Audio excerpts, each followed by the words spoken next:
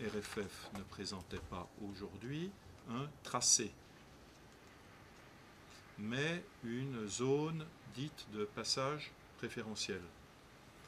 Ce que nous visons, c'est une décision ministérielle qui pourrait intervenir à la fin de cette année 2013 et qui permettrait le lancement des études dites de phase 2, les études de phase 2 permettant de constituer le dossier de déclaration d'utilité publique avec l'objectif de disposer d'une DUP en 2017.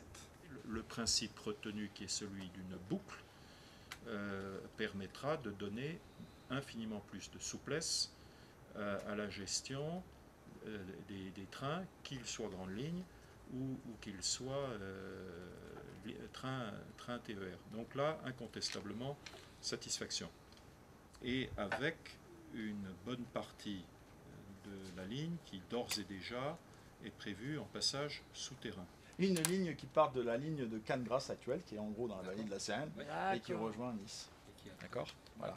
Et qui après sera complétée par la priorité 2, qui est constituée par le tronçon de ligne entre l'axe de la ligne Cannes-Grasse et effectivement le Muy.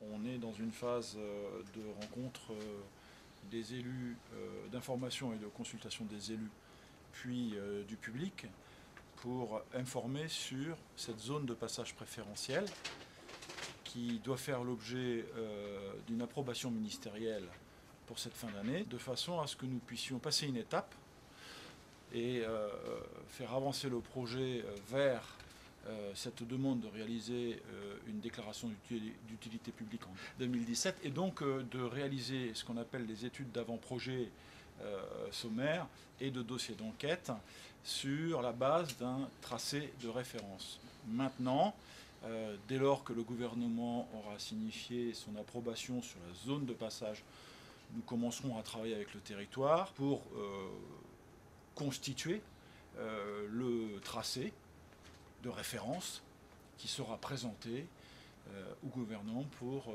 la déclaration d'utilité publique.